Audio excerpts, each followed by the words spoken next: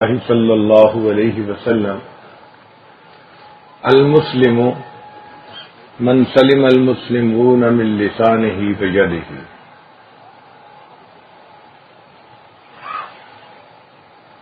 سبحان ربک رب العزت عما یصفون وسلام علی المرسلین والحمد للہ رب العالمین۔ اللهم صل على سيدنا محمد وعلى آل سيدنا محمد وبارك وسلم۔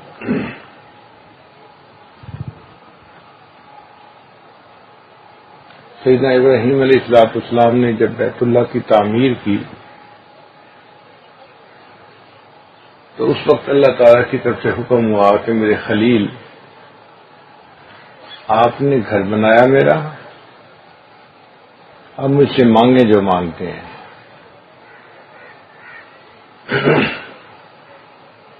جو امیر لوگ ہوتے ہیں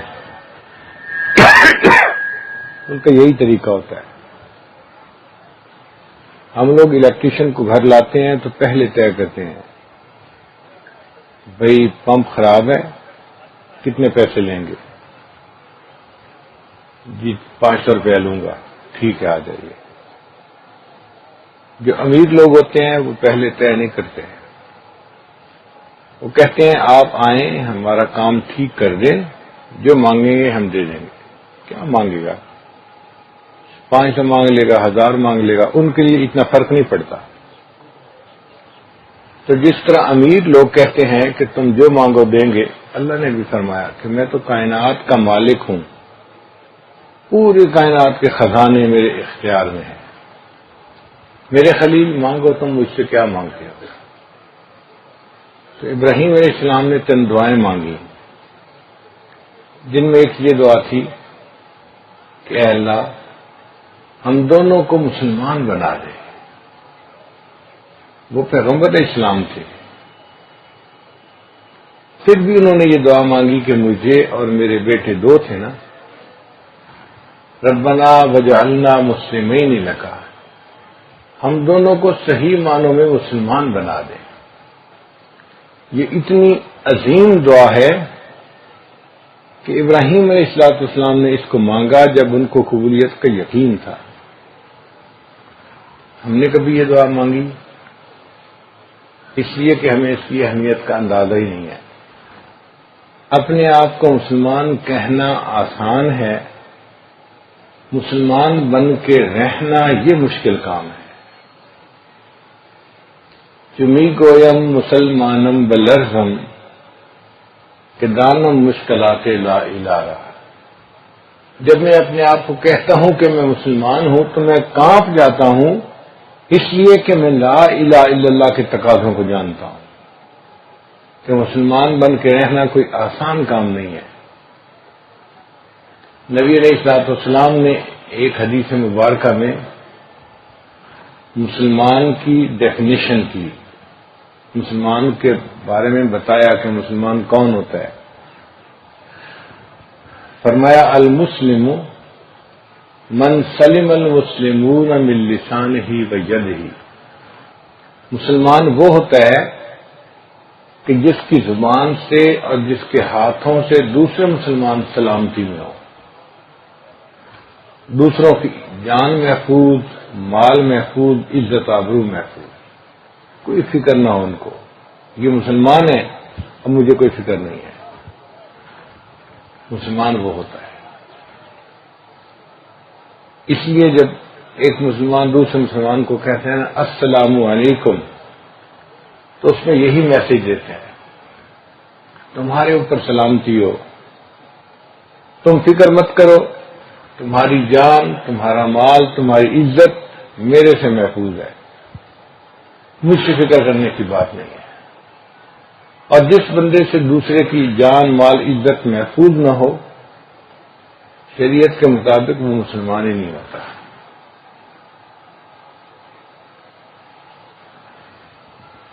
عجیب نقطہ یہ ہے کہ یہاں پر زبان کا تذکرہ پہلے اور ہاتھ کا تذکرہ بعد میں، اس لیے کہ ہاتھ سے کسی کو تکلیف پہنچانے کے لیے طاقتور ہونا ضروری ہے. اگر آپ طاقتور نہیں اور کسی کو ایک تھپڑ ماریں گے تو وہ الٹا آگے سے 2 تھپڑ لگائے گا. آپ ایک جوتا لگائیں گے اور جواب میں 10 جوتے خود کھائیں گے. تو ہاتھ سے تکلیف پہنچانے کے لیے طاقتور ہونا ضروری ہے. زبان سے تکلیف پہنچانے کے لیے کمزور بھی طاقتور کو بھی تکلیف پہنچا سکتا ہے. زبان سے ایسی بات کرے کہ دوسرے کا دل دکھے. پھر ہاتھ سے تکلیف پہنچانے کے لیے ساتھ ہونا ضروری ہے.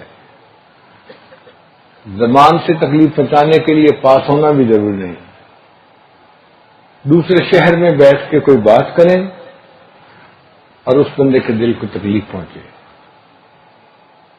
ہاتھ سے تکلیف پہنچانے کے لیے زندہ ہونا ضروری ہے. اب جو فوت ہو گئے ان کو ہاتھ سے تو تکلیف نہیں پہنچا سکتے، لیکن زبان سے ان کو بھی تکلیف پہنچا سکتے ہیں. جیسے بعض لوگ سلف صالحین کو برا کہتے ہیں، ان کی روحوں کو تکلیف پہنچاتے ہیں.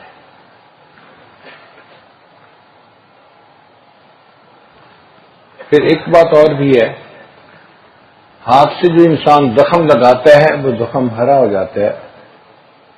جو زبان سے زخم لگاتا ہے وہ کبھی ہرا بھی نہیں ہوتا، وہ کبھی مندمل بھی نہیں ہوتا، زیادہ دل دکھتا ہے.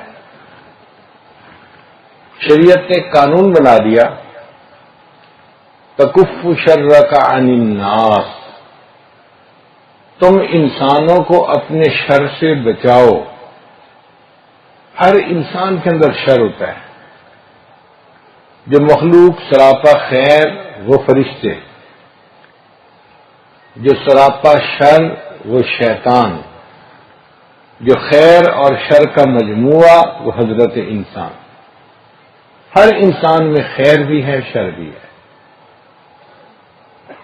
جس نے اپنے اوپر خیر کو غالب کر لیا وہ اچھا انسان، اور جس کے اوپر شر غالب آ گیا وہ برا انسان. تو شریعت کہتی ہے کہ تم اپنے شر سے لوگوں کو بچاؤ.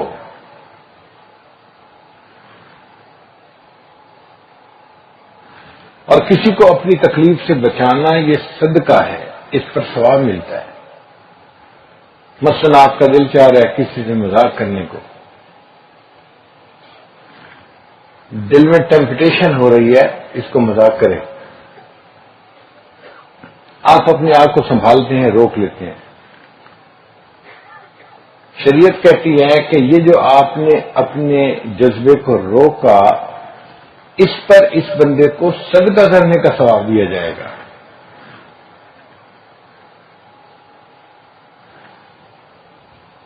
تو تقاضائے گناہ سے بچنے پر بھی شریعت اجر دیتی ہے. تو زندگی کا اصول بنا لیجئے کہ اول تو دوسروں کے دلوں کو خوشی دیں، اور اگر کسی کا دل کو خوشی نہیں دے سکتے تو کم از کم تکلیف تو نہ دیں.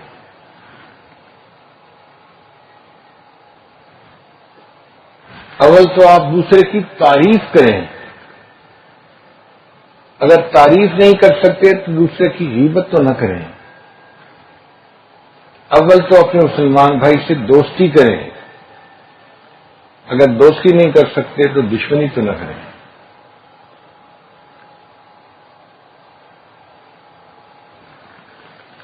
بعض لوگ ہوتے ہیں بہت بے حس قسم کے لوگ ہوتے ہیں، دوسروں کو احساس نہیں ہوتا ان کو. اللہ تعالیٰ کی نظر میں ایسے لوگ سب سے زیادہ برے ہوتے ہیں جو بے حس ہوتے ہیں.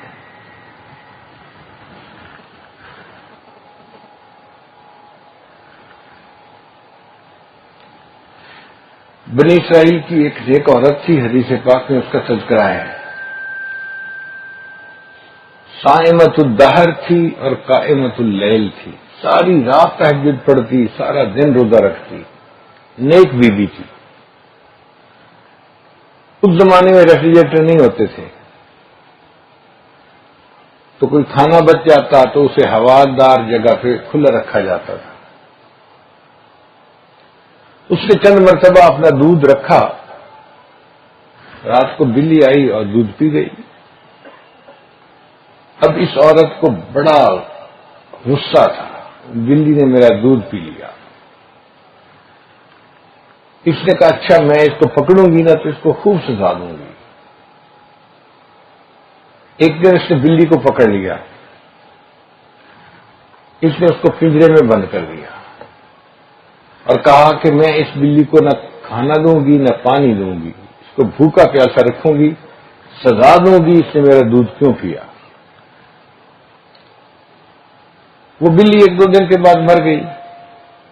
حدیث پاک میں ہے جیسے ہی بلی مری اللہ نے اس عورت کے جہنم میں جانے کا فیصلہ کر دیا۔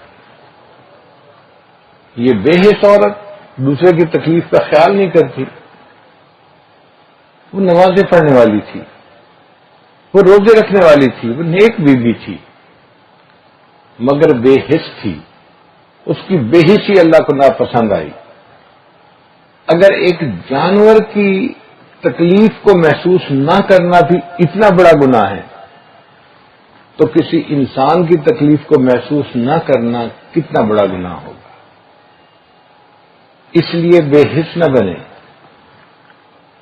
دوسرے کی تکلیف کا ہمیشہ احساس کریں۔ شریعت نے کہا کہ تم راستے میں جا رہے ہو، کوئی کانٹے دار چیز پڑی ہے، اس سے دوسرے بندے کو تکلیف پہنچ سکتی ہے، آپ نے اس کو راستے سے اٹھا کے کنارے پر رکھ دیا، اتنا کرنے پر صدقہ کرنے کا ثواب دیا جائے گا۔ اماطۃ الاذی عن الطریق، راستے سے تکلیف والی چیز کو ہٹا دیا۔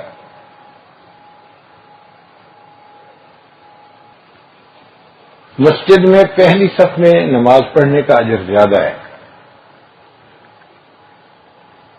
لیکن جمعے کے دن رش ہوتا ہے۔ اب ہر بندہ کوشش کرے کہ میں پہلی صف میں جاؤں تو اسے کندھوں سے پھیلانگنا پڑے گا جو بیٹھے ہوئے ہیں، اور بیٹھنے والوں کو تکلیف ہوگی۔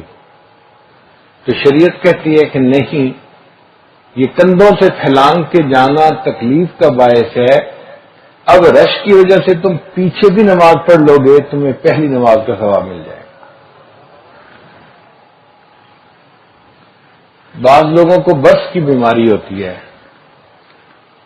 چہرے پہ جسم پہ داغ آ جاتے ہیں، سفید داغ، کبھی ناک پہ، کبھی آنکھ پہ، کبھی رخسار پہ، کبھی ماتھے پہ۔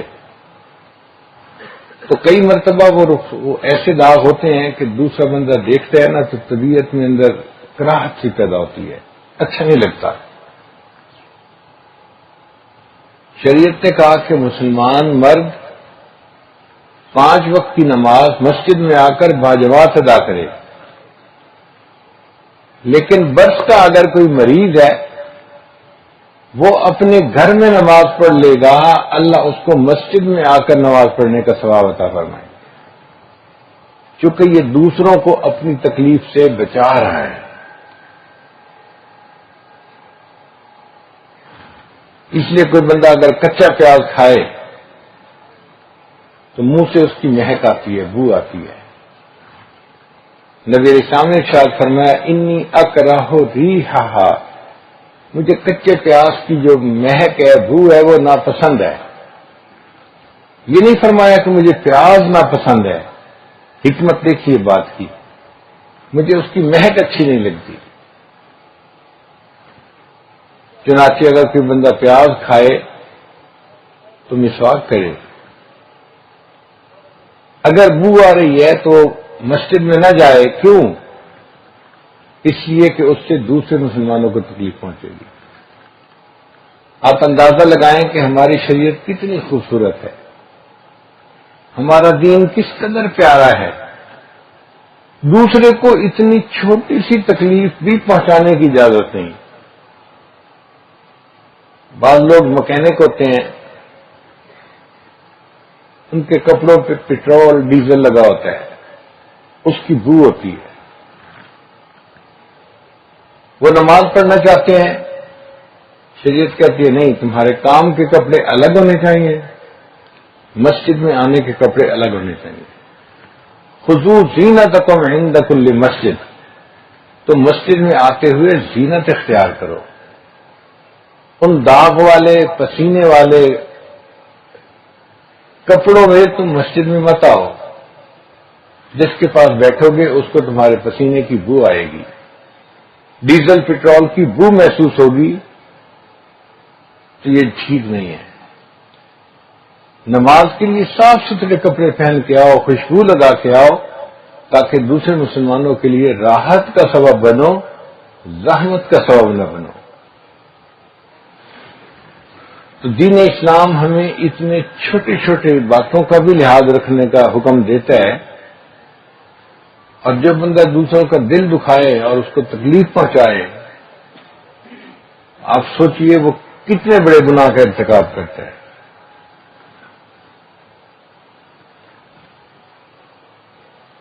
نبی علیہ الصلوۃ والسلام ایک مرتبہ تہجد کے وقت اٹھے. سیدہ عائشہ صدیقہ رضی اللہ تعالیٰ عنہا اسی بستر پہ سو رہی تھی. فرماتی ہیں کہ میں نے دیکھا کہ جیسے کوئی چور ہوتا ہے نا، دبے پاؤں آہستہ آہستہ چلتا ہے، کھٹکا نہ ہو، پتہ نہ چلے کسی کو. نبی علیہ الصلوۃ والسلام نے جوتے نہیں پہنے، آرام سے نیچے اترے اور ننگے پاؤں چلنا شروع کر دیا. میری آنکھ کھلی تھی. میں نے پوچھا، اے اللہ کے حبیب صلی اللہ علیہ وسلم، آپ اس طرح کیوں چل رہے ہیں؟ فرمایا، عائشہ تم سوئی ہوئی تھی، میں نے اٹھ کے وضو کر کے تہجد پڑھنی تھی، میں اس لیے ایسا اٹھ رہا تھا کہ میری وجہ سے تمہاری نیند ڈسٹرب نہ ہو. اب آپ سوچئے، بیوی تھی اور آپ اللہ کے نبی علیہ السلام تھے. اگر آپ اٹھتے اور اس کی وجہ سے ان کی نیند کھل بھی جاتی تو کوئی بگ ڈیل نہیں تھی، بڑی بات نہیں تھی. مگر نبی علیہ الصلوۃ والسلام نے اس کا بھی خیال رکھا کہ بیوی کی بھی نیند کو ڈسٹرب نہ کرو. اس کا مطلب یہ کہ تم دوسرے کو تکلیف کسی صورت میں بھی نہ پہنچاؤ.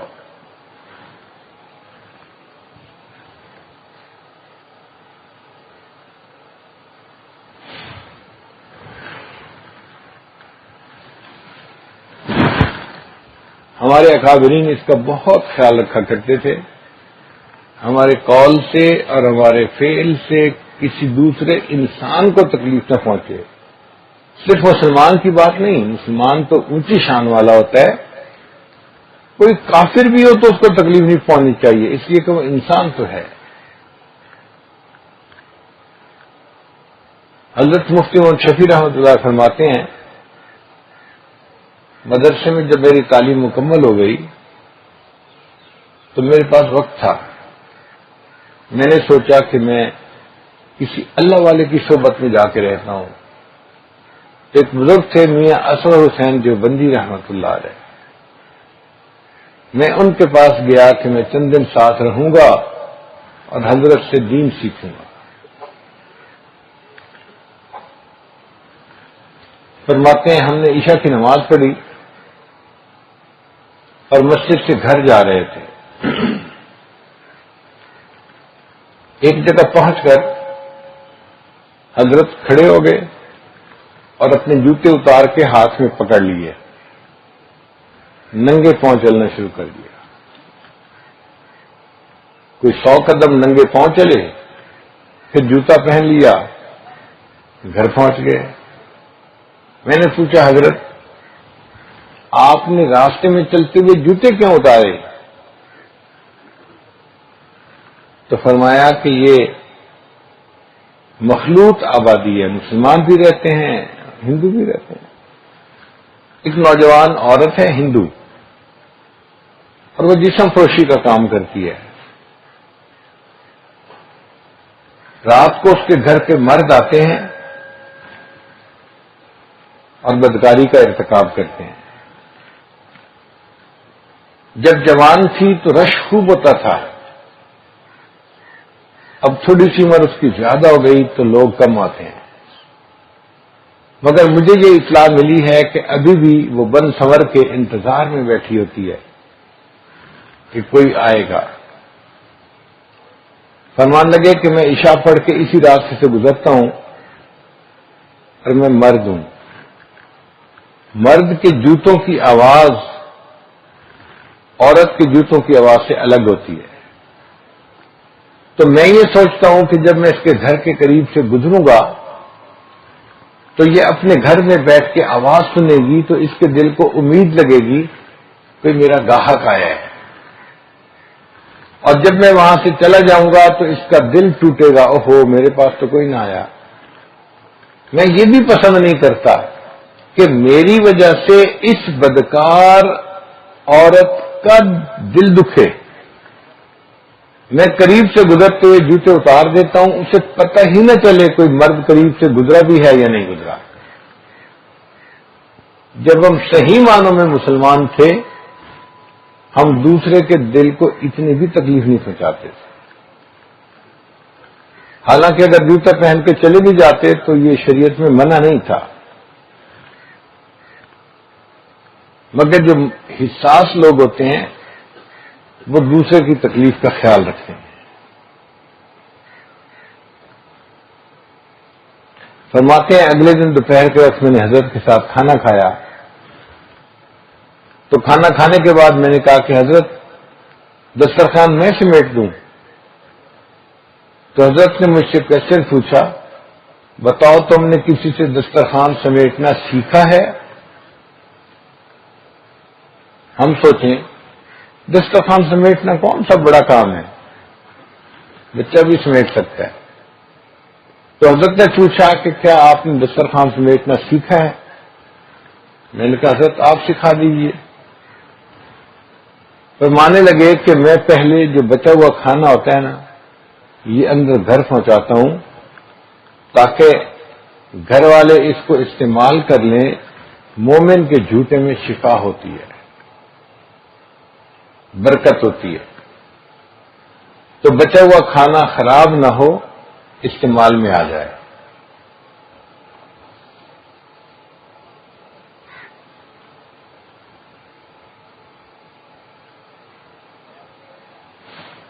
پھر اس کے بعد جو دسترخوان کے اوپر چھوٹے چھوٹے ذرے بچ جاتے ہیں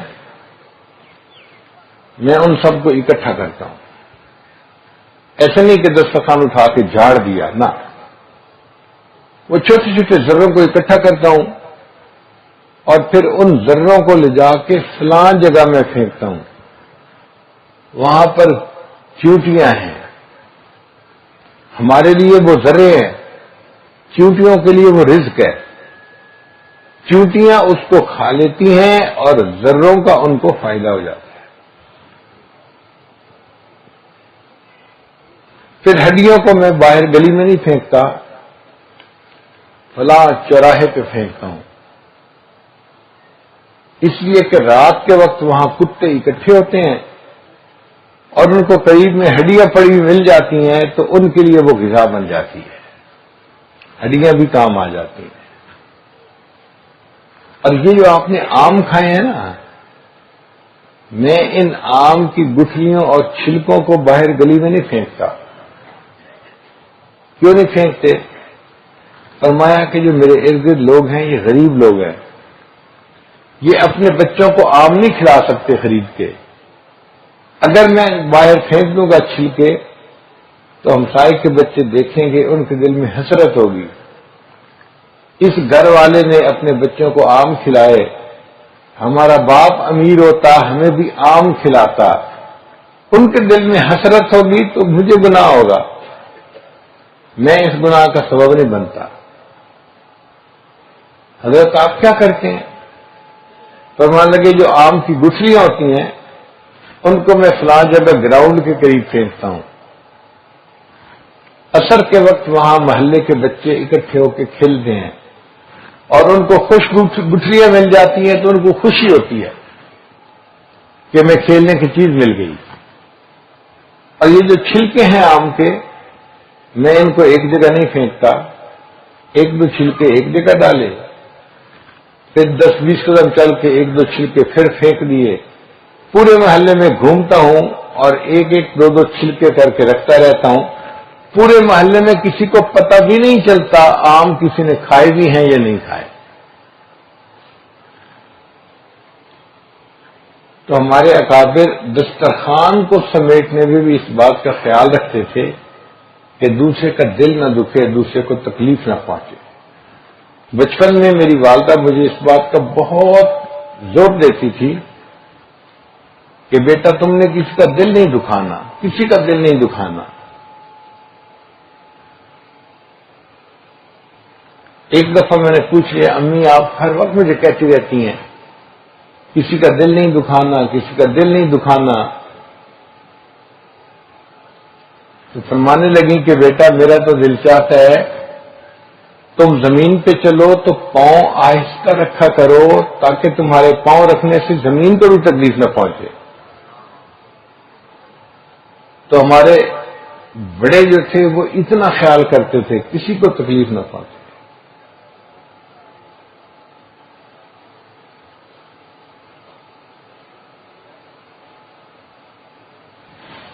انسان تو انسان جانور کو بھی تکلیف نہیں پہنچاتے تھے۔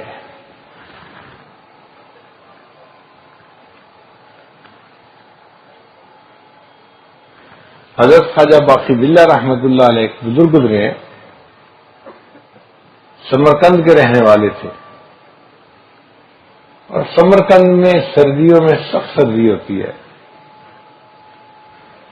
سائبیریا کی یہ ہوائیں وہاں آتی ہیں اور سینے کو چیرتی ہوئی چلی جاتی ہیں۔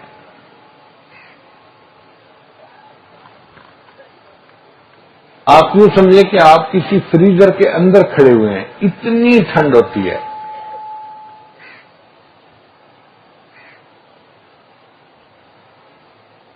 ایک دفعہ ہمیں گاڑی سے اترنا پڑا رات کے وقت میں، اتنی ٹھنڈی ہوا چل رہی تھی کہ میں نے کپڑوں کے اوپر سویٹر پہنی ہوئی تھی، اوپر ویسٹ کوٹ پہنی ہوئی تھی، اوپر ایک بڑا کوٹ اون کا پہنا ہوا تھا، اور اس کے اوپر میں نے گرم کمبل لیا ہوا تھا۔ ان تمام کپڑوں کے باوجود ایسی ٹھنڈ تھی کہ مجھ سے 4 منٹ باہر نہیں کھڑا ہوا گیا۔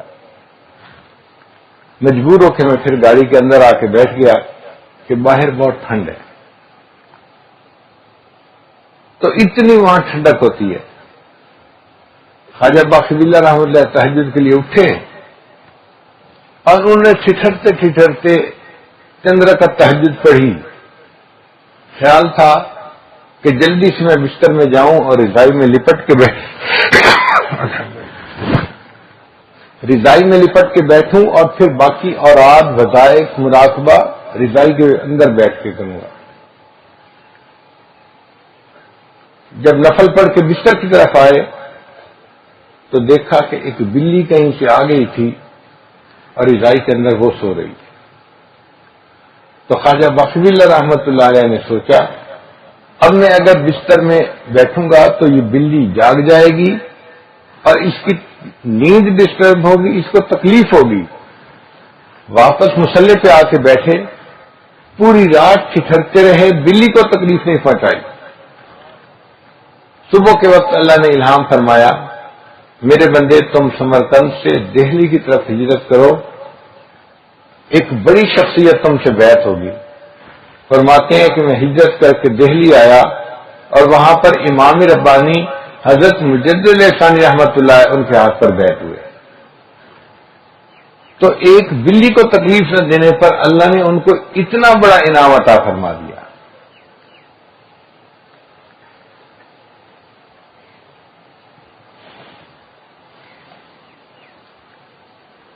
ایک بزرگ اپنی بیوی کے لیے کپڑا لے کے آئے۔ جب بیوی کو لا کے دکھایا اسے کپڑا بہت پسند آیا۔ آپ اچھا کپڑا لے کے آئے ہیں، مجھے پسند آیا۔ کہنے لگے اچھا تھوڑی دیر صبر کرو، میں ابھی آتا ہوں۔ وہ اس کپڑے کو لے کے چلے گئے۔ اب بیوی حیران، کپڑا دکھایا مجھے اتنا پسند آیا، کہاں لے کے چلے گئے؟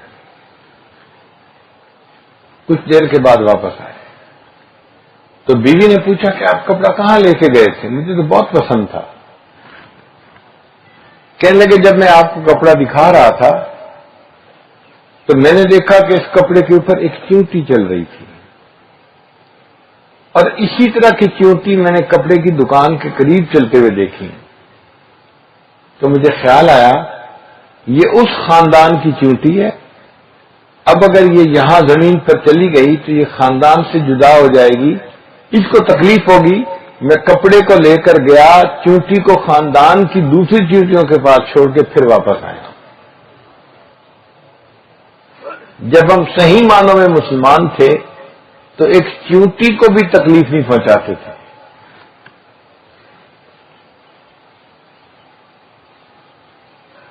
اور آج ہم انسانوں کو نہیں مسلمانوں کو تکلیف پہنچاتے ہیں، اور صرف مسلمانوں کو نہیں رشتہ داروں کو تکلیف پہنچاتے ہیں، اور رشتہ داروں کو ہی نہیں، گھر کے جو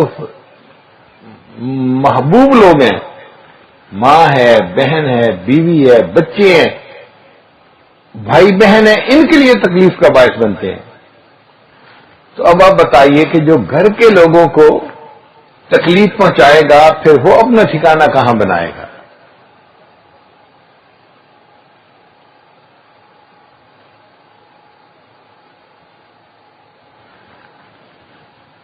ساتھ رہتے ہوئے انسان دوسرے کا دل دکھا بیٹھتا ہے۔ اگر کبھی زندگی میں ایسا ہو جائے، اول تو ہونا نہیں چاہیے، اگر کبھی ہو جائے تو فوراً اس کا نوٹس لیا کریں،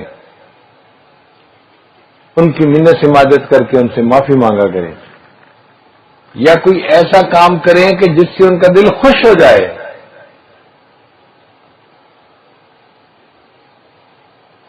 صحابہ کرام کا عمل یہی ہے۔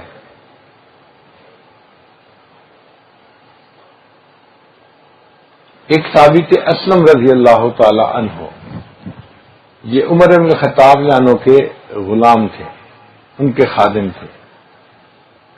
وہ فرماتے ہیں کہ ایک دفعہ عمر عنہ نے مجھے کہا کہ اسلم، میں مدینہ طیبہ میں تو روز ہی راؤنڈ لگاتا ہوں رات کو، یہ دیکھنے کے لیے کہ لوگ کس حال میں ہیں۔ آج دل چاہ رہا ہے کہ مدینے کے شہر سے ذرا باہر کنارے پہ جو لوگ رہتے ہیں ان کو بھی دیکھیں کہ وہ کس حال میں ہیں۔ میں نے کہا حضرت میں حاضر ہوں۔ عمر لانا مجھے لے کے چلے۔ جب ہم مدینہ سے ذرا باہر نکلے تو ایک قافلہ وہاں رکا ہوا تھا، انہوں نے خیمے لگائے ہوئے تھے۔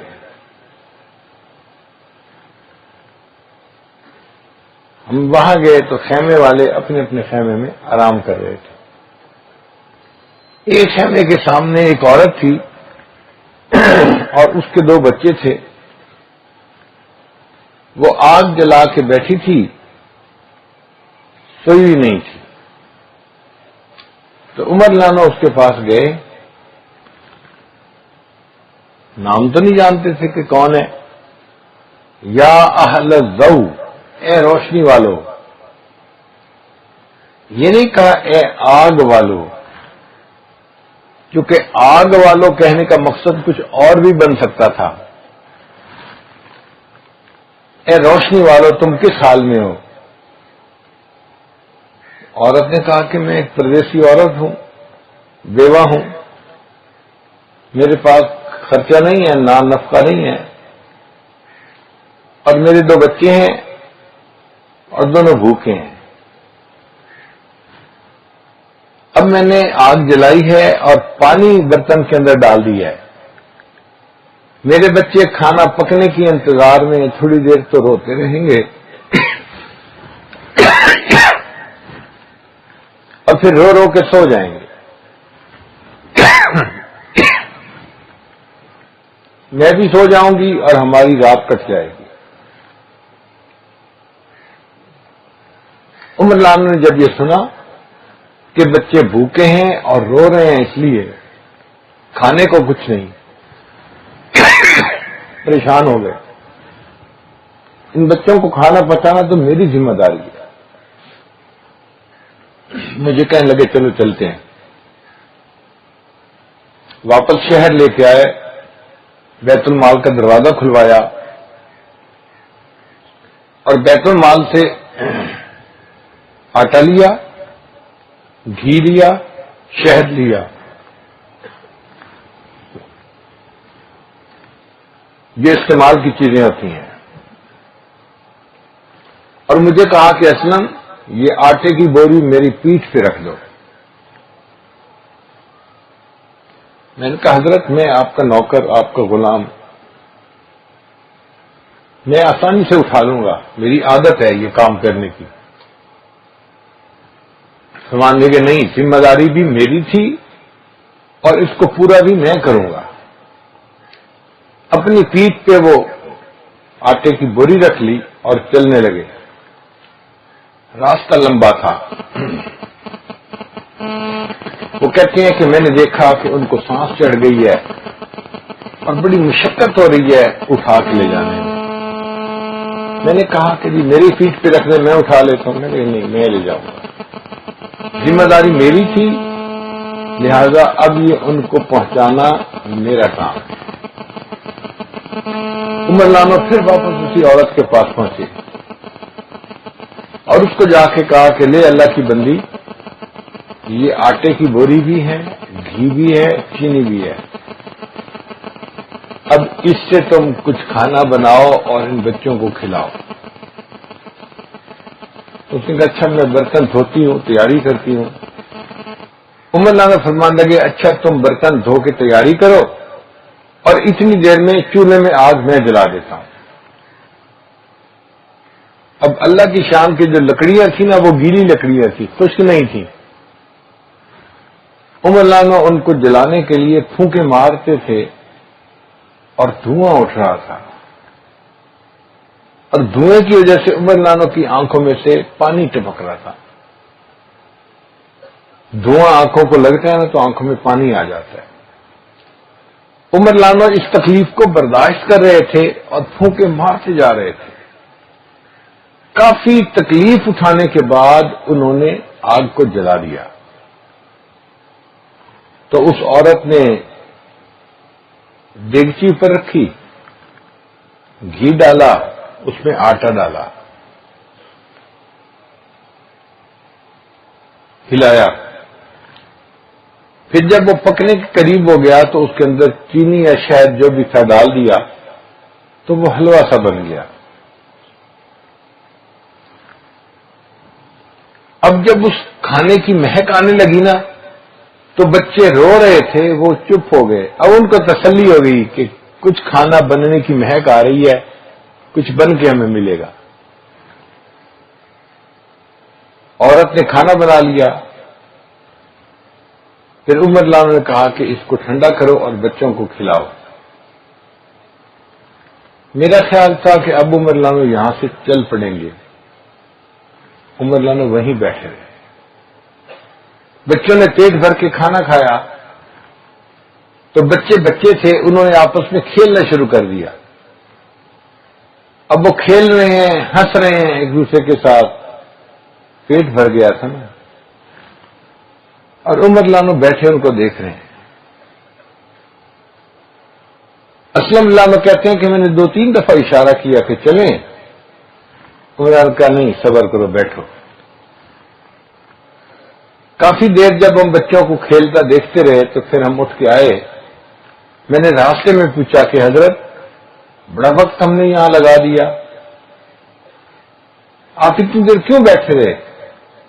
عمر لانو نے کہا کہ اسلم میں نے ان بچوں کو اپنی آنکھوں سے روتے ہوئے دیکھا تھا، اب میرا دل چاہتا تھا اپنی آنکھوں سے ہنستے ہوئے بھی ان کو دیکھا۔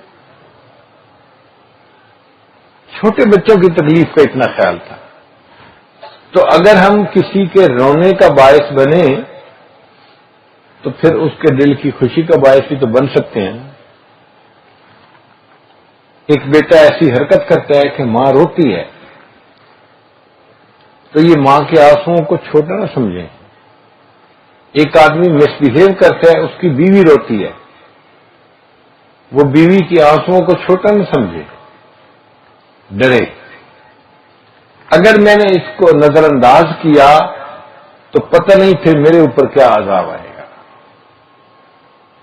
اور کوئی ایسا کام ضرور کرے کہ جس سے اس تکلیف پہنچنے والے بندے کو خوشی مل جائے. رلایا ہے تو ہنسانا بھی ہماری ذمہ داری ہے، ان کے دل کو خوش کرنا بھی ہماری ذمہ داری ہے.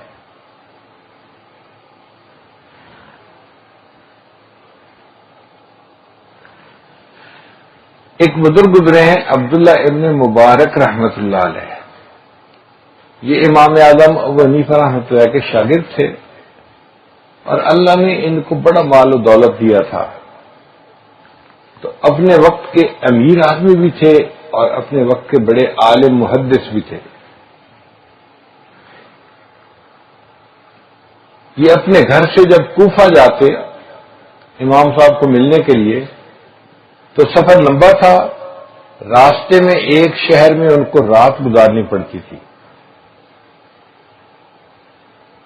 تو وہ ایک موٹل میں جاتے. موٹل کہتے ہیں کہ جہاں پہ بندے کو رات گزارنے کے لیے چارپائی بستر مل جائے. یہ وہاں پہ سرائے میں رکتے، رات گزارتے اور پھر آگے سفر مکمل کرتے. اب اس سرائے میں ایک نوجوان تھا، نیک تھا، اچھے کام کرتا تھا، اور عبداللہ ابن مبارک رحمۃ اللہ اس کو پسند کرتے تھے. ایک دفعہ عبداللہ ابن مبارک وہاں پہنچے تو وہ نوجوان نہیں تھا. پوچھا بھائی وہ کہاں ہے؟ لوگوں نے کہا جی اس نے کسی بندے کا قرض دینا تھا، وقت پہ پیسے نہیں دیے اور بندے نے پولیس کو رپورٹ کروا دی. پولیس نے اس بندے کو پکڑ کے جیل میں بند کر دیا. جب تک پیسے ادا نہیں ہوں گے وہ جیل سے باہر نہیں نکل سکتا.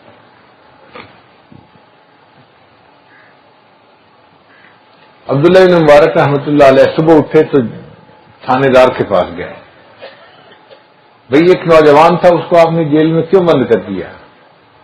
اس نے کہا جن کے پیسے دینے تھے انہوں نے اس کی شکایت کی تھی، میں نے جیل میں بند کر دیا. ابھی پیسے ادا کرو گے تو چھوٹو گے ورنہ نہیں. عبداللہ بن مبارک رحمۃ اللہ نے اس سے پوچھا بھئی اگر اس کے پیسے میں ادا کر دوں تو کیا اس کو چھوڑ دو گے؟